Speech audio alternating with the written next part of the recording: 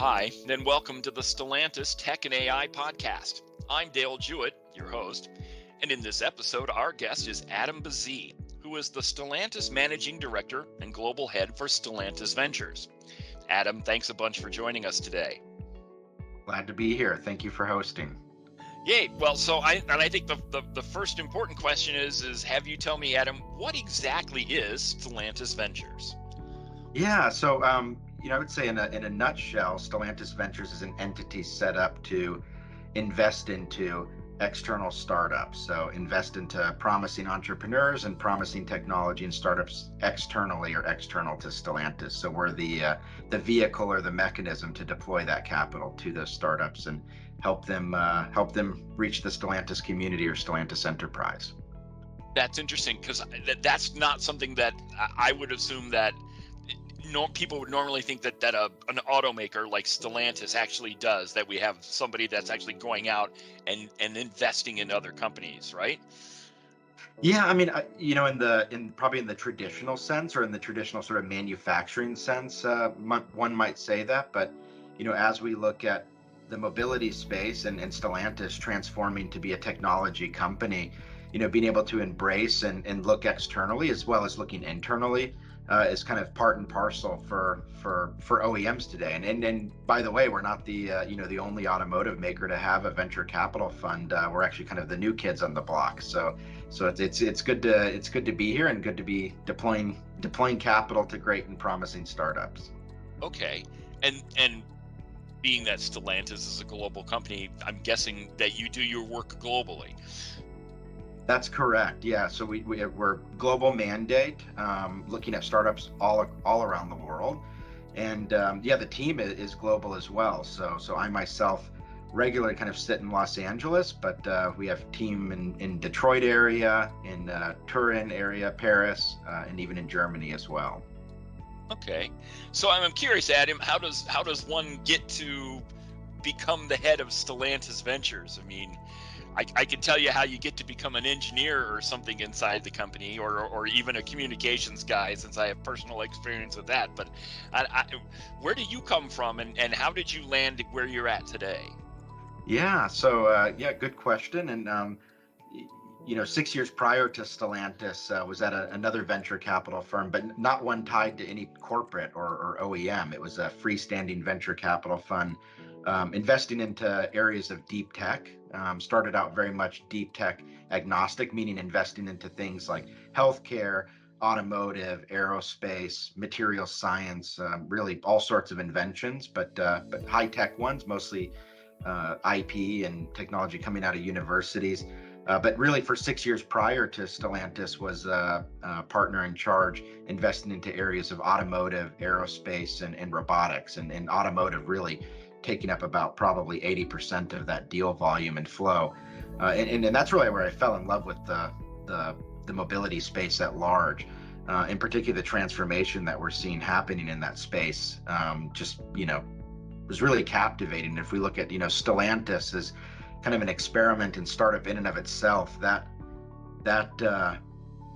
sort of mentality, and that sort of commonized goal to transform and to do something different for really the masses, because we 14 different brands and really servicing the globe was really intriguing, and being able to dovetail that experience that I had before to Stellantis is really what brought me here.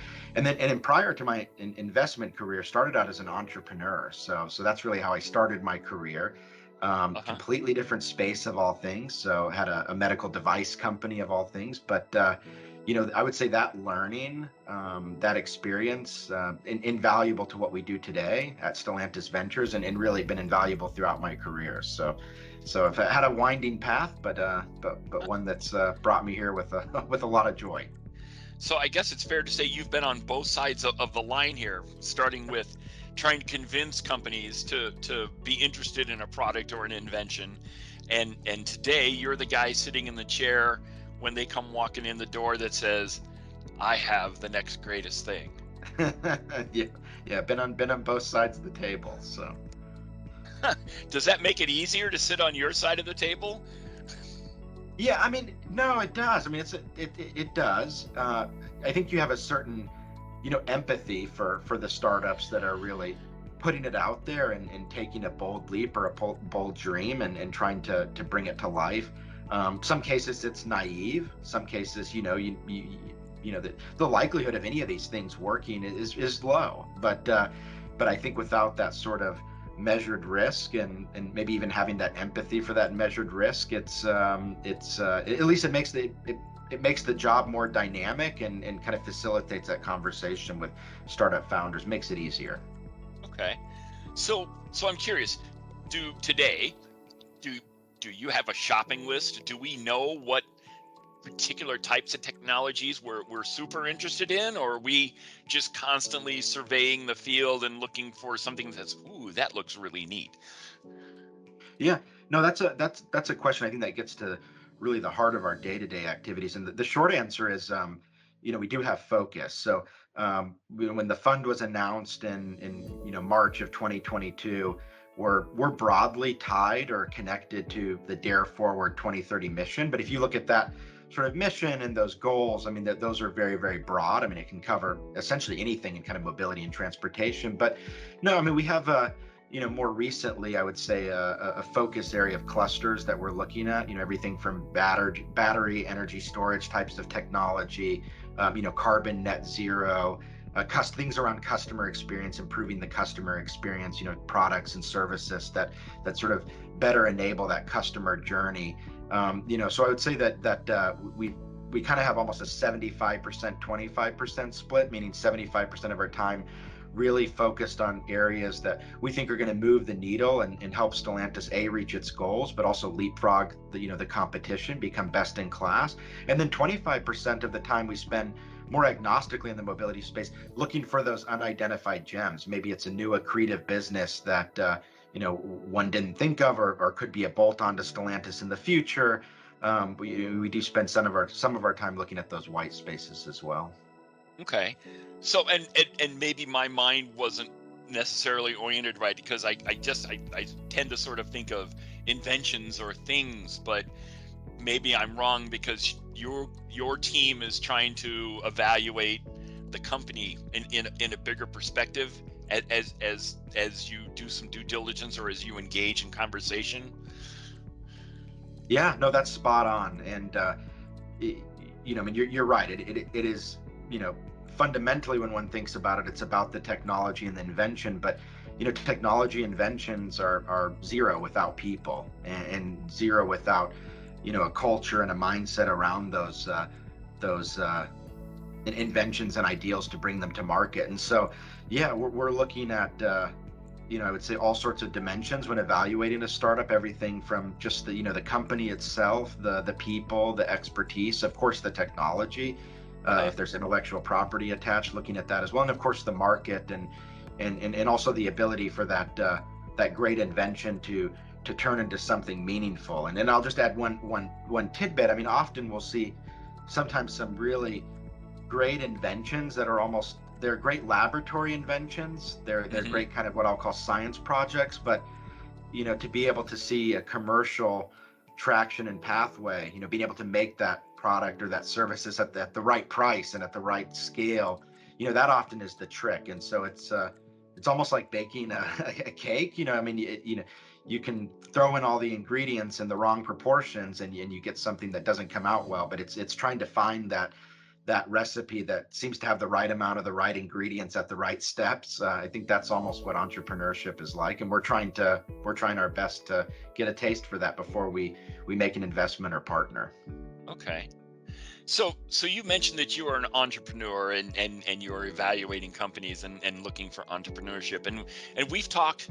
We talk inside of Stellantis of really trying to embrace a startup mentality in the things that we do. From your perspective, what is a startup mentality? Yeah, from my perspective, it's really about that.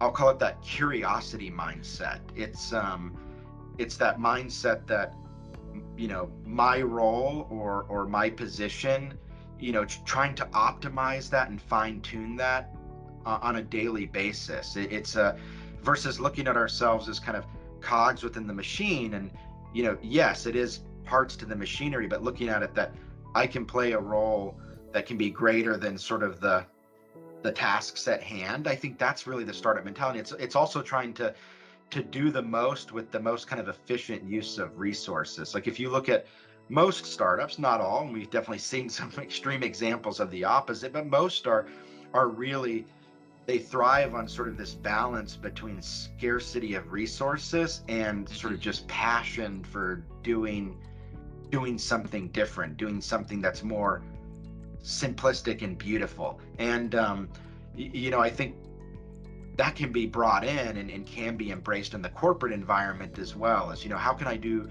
more with less, not just for doing more with less, but trying to be the most efficient use of time and effort with that has like a goal at the end of it. I think that's the probably the key, is being tied to this sort of end ambition, and really looking at the jobs that we do on a day-to-day basis like as if it's your own company. Like I think that's the startup mentality, is you have that sort of sense of ownership, and let's be frank, that can be hard in the corporate environment, but taking that is the startup mindset. Okay, no, I get that, and I appreciate that. But yeah, in a corporate mindset, it's a lot, because it's such a vast organization. It's unnecessarily, if you're like on your seventh day of eating ramen for breakfast, lunch, and dinner, but you're doing it because you really believe in what you're trying to develop. I don't know. Maybe we should just have the cafeteria at the company serve ramen for me. No. That'll get me. That's not going to win me any friends on this podcast. Sorry about that. Let's shift gears then. So I'm curious, and this is probably a simplistic way of putting it, but so how do we go shopping for companies we might be interested in? Yeah.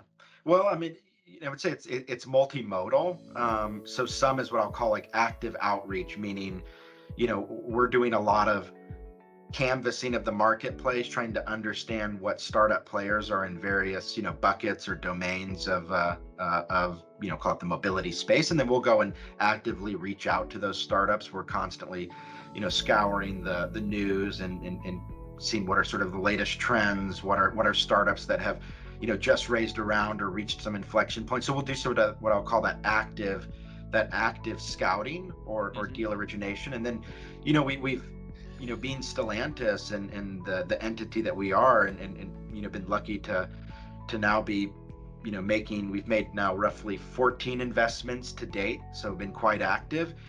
We have built a pretty good reputation where we have a lot of startups coming to us now, so we're actually getting dozens of emails daily from startups pitching us new ideas, and so I would almost say that the problem becomes kind of scouring all of those and filtering all of those versus necessarily finding enough to get in. And then so that's one aspect, and then of course we use our network as well. So it's network from internal subject matter experts that are aware of startups in specific spaces, or we work a lot and are in conversation with other venture capital groups, and they're passing us startups as well, and then that sort of triggers the first screening process, so to speak. Okay. Is there like an annual gathering? So I would think like CES is a big gathering in January, and a lot of companies go and like to talk about their technology and their capabilities and stuff. But I'm curious, is there like a similar event where if I was a startup, I would go and I would know that Adam Bazih is possibly walking around, and hopefully he'll stop at my booth and ask me about something? Yeah, no, I mean, certainly the CES is one of those. One that's coming up in about a couple of weeks in May in Paris is called Viva Tech, and that's a rather large, really technology agnostic, but technology focused show with a lot of automotive presence and great startups we found in the past at Viva Tech.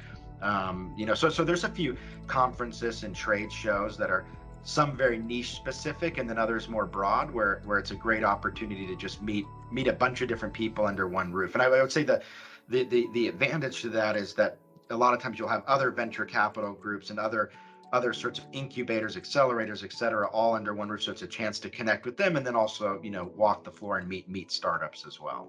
Okay, so that's a question, and I'm looking for some drama if there's any. So is there competition? I mean, if you find a company that we're really interested in, but you get a hint that one of our competitors is also interested in, do you guys huddle and like, we got to beat these guys to the punch? Yeah. I mean, I'll say, first of all, we do take that, sort of racer mentality that we definitely want to be first. And I mean, that's important to us, and I would say that I'll answer the question two ways. I think there's, in some circumstances, some types of technology, it really is like, let's race and be first to that. And we've done some, interesting, battery chemistry investments, for instance, and they're years away from sort of being proven whether it'll work or not. But, we really took that strategic decision, like, hey, we want to be first and be the ones, part of this before other OEMs, our competition. And then there's others where it's almost the opposite. You're really looking for that sort of commonality, and that almost, I don't want to use the word consortium, but more of that sort of rising waters, raises all boats, where it's like, listen, if we can have other OEMs involved, or other OEMs also see the same value, that's really beneficial from the startup. So maybe we'll benefit from getting early access, a little bit earlier access than the other OEMs, but we hope that other OEMs adopt this as well to bring the right type of scale so that the costs, reach the right point. That might be an example of the opposite of that. Okay. I don't know.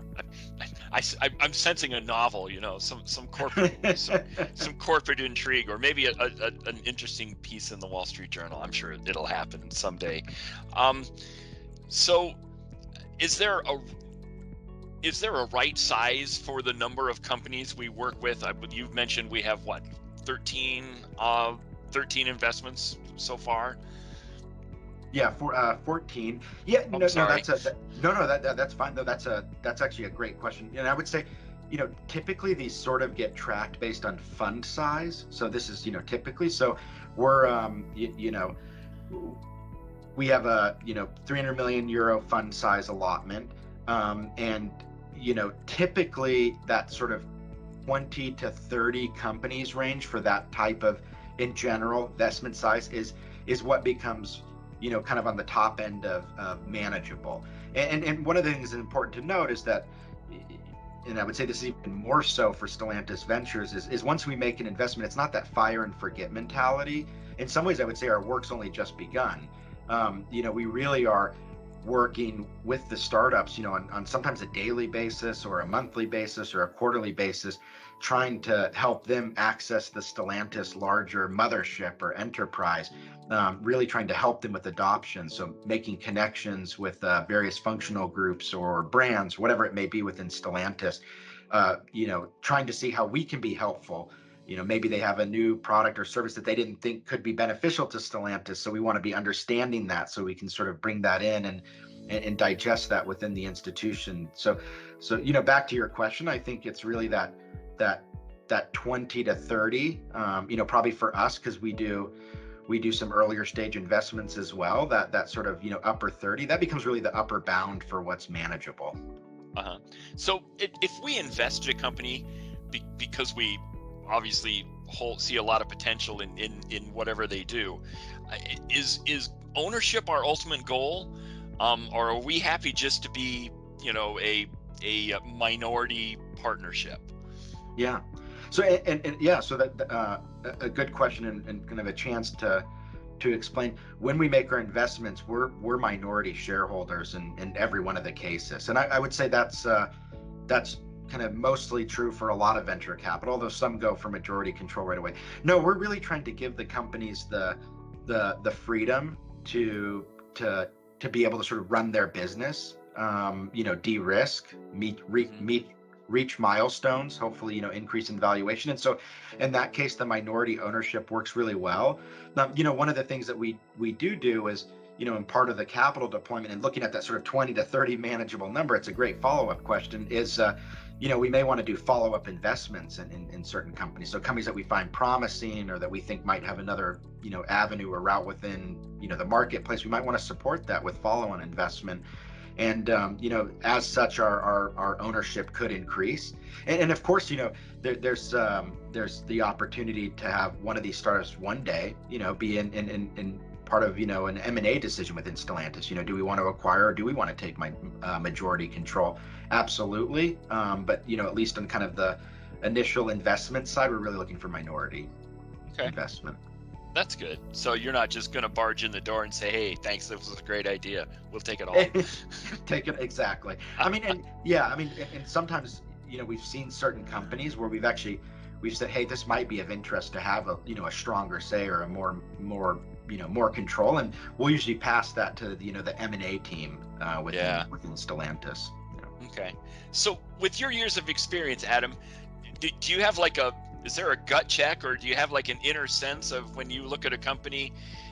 Is there something that you particularly look for that helps you gain confidence that this would be a worthwhile investment? I'm not trying to get you to give away whatever secret sauce you may have or your tell, but I'm curious, how do you decide a company, yeah, these guys got a shot?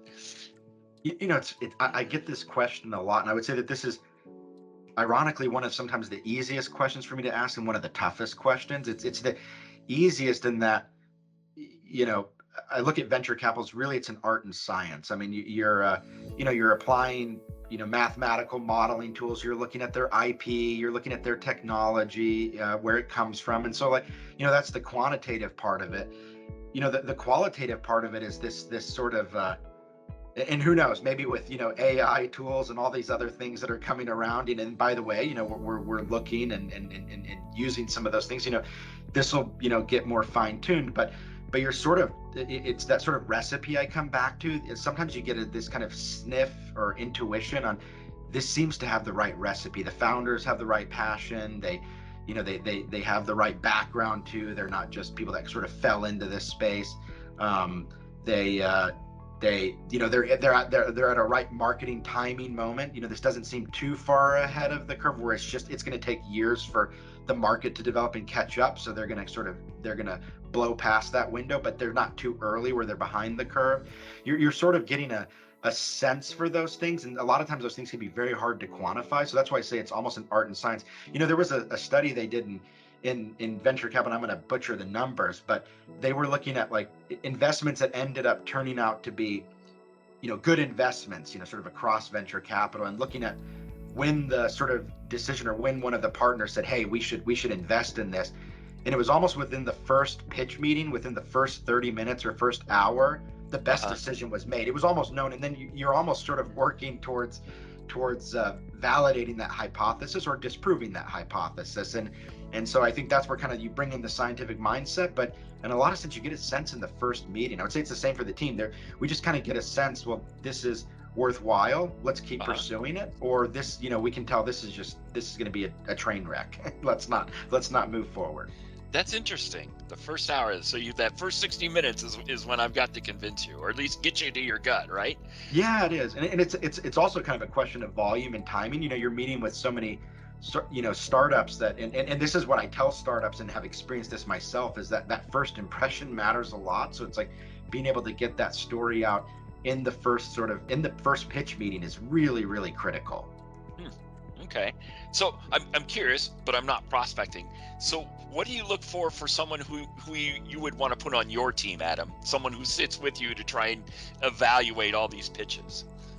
Yeah, I mean, really looking for somebody that has that startup mindset. I think that roll up your sleeves mindset is really important, meaning on many days you can't tell any one of us apart. I mean, we're all pitching in, listening to pitches, we're running financial analysis on a company, we're talking to companies, we're filling out documents and forms. I mean, I think it's we're a small team, but that sort of creates that sort of opportunity for really camaraderie. So people that can really get along, work under tense situations, don't have that's not my job mentality. We're really looking for people that want to say, okay, I'm willing to go in and learn this, or yeah, if you need me to go and figure this out, I'll go and do that. I think that sort of curiosity that sort of mirrors the startup world. We're looking for that in people that join us, and diversity. I think diversity of thought cannot be underestimated, because sometimes the greatest questions on why do you think this will work, or challenging assumptions, come from people who maybe not been entrenched in that world and just say, hey, I see this differently, and bring that to the table. So that sort of comfort with ambiguity, I would say, is one. And then roll up your sleeves. And then number 3 is just that persistence and drive to try and keep probing, keep questioning, keep challenging. Okay. So earlier you had mentioned you were attracted and you ended up in Stellantis because you're really motivated and interested in mobility and transportation. And so I guess I should come back and say, okay, what exactly are you interested in? I mean, do you just like, do you like racing? You know, Ralph Gilles very much, he loves racing. Carlos Tavares really loves racing. Or because you want to be here if you know the flying car ever actually comes along. I'm curious exactly what about mobility and transportation gets you. I should ask. I know you're in California, but what do you drive? Yeah, so I mean, right now I have a Jeep Grand Cherokee, which I love. But prior to Stellantis, I've driven everything from Tesla. I've had sports cars. I've had SUVs. It's incidentally, this is more of a personal. My very very first car, it was a used Jeep Cherokee, and it was. That was my first car. That was my introduction to driving. That's where I learned to drive. One of the original XJ Cherokees. The yeah, square one. Go exactly, anywhere, do anything. Hard to kill. Yeah, hard to kill. And so that was my. So in some ways I say it's kind of full circle. And it's funny. My father's first family car was Fiat, and then had an Opel as well. So it's kind of it's come full circle. But you're well-rounded, no doubt. Yeah, well-rounded. Yeah, exactly. Covering the bases. But no, I mean, I think what's really intriguing about the mobility space is, and it's just this intersection, or this convergence of really, technology and really embodying this sort of customer mindset versus, we manufacture, produce, and then fire and forget. Produce a vehicle, send it off, and that's it. It's now the customer experience, or the customer journey with that vehicle, and the ability for the customer to have a more intimate interaction with whatever that piece of mobility is, from micro mobility, whether it's a scooter or or it's an automobile or a flying car. The technology is enabling that. Almost like technology enabled the smart, the phone, for us to interact with it and have it be kind of really part and parcel of our lives in more ways than maybe we want, or maybe in more ways than we can count, for sure. And so that same thing is happening in the mobility, has been happening and is continuing to happen. And so, I think we are in that golden age, and just to be, some small part to even be witness to that gets me up every day, keeps me excited. So Adam, I'm moved to ask, is there something when you're out looking, is there something you're like, wow, I'd really like to have that in my car today? And so a feature, a service, I don't know, but is there something that you were pining for, you'd love to have in your vehicle? Yeah, I mean, I'm not going to say anything, earth shattering, but I think having that, I don't think it's quite there from any of the OEMs, from us to any of the competitors, is really what I'll call that kind of 360-degree experience within the vehicle. Like, I mean, I think we've gotten there with the smartphone, so to speak. I mean, you can control your homes, you can control your thermostat, you can order stuff, you can browse the news, you can, I mean, what is it, like Domino's Pizza here in the US, you can just click on an app and it'll order your pizza right away with, just from clicking on the app. Like that sort of seamless experience where you can kind of toggle between different things, different tasks, from work to life to, personal to transactional. I think the pieces and ingredients are starting to come together in the vehicle, but that's really what I think is exciting, and that experience is what I'm looking forward to in the automobile. And I think, it's a lot of different things. It's everything from the insurance to the being able to transact and buy, or how the car responds to me, knowing me, and adapting to me, and adapting to the passengers. I think that's really the exciting stuff. And like I said, I think we're on that wave. So it's going to be exciting to see what happens in the next few years. Cool. I agree, Adam. There's probably not a better time to be in the mobility industry than there is now. And I'm sure 20 years ago, they might have thought that as they were working through technology to help reduce emissions. But today the sky is the limit. There's no doubt about that. And this has been a cool conversation. I really appreciate that. Since you're the guy out there on the forefront looking for the next cool things that what might help make our vehicles even better than they are today. Well, thank you. Yeah, no, been a pleasure to be part of this, and really great questions as well. Thank you. No problem. Well, maybe we'll circle back together in a year and you can talk about all the cool stuff you've done in the next 12 months. That'd be great. That would be great. I would enjoy that. All right. Well, thanks a lot, Adam. And thank you for listening to the Stellantis Tech and AI podcast, where we speak with some of the brightest minds in the tech and automotive industries. We invite you to follow Stellantis Tech and AI on LinkedIn and Instagram to join the conversation, stay updated on what's ahead, and be a part of the community exploring the fast line of technology and AI in the automotive world. We'll see you again soon.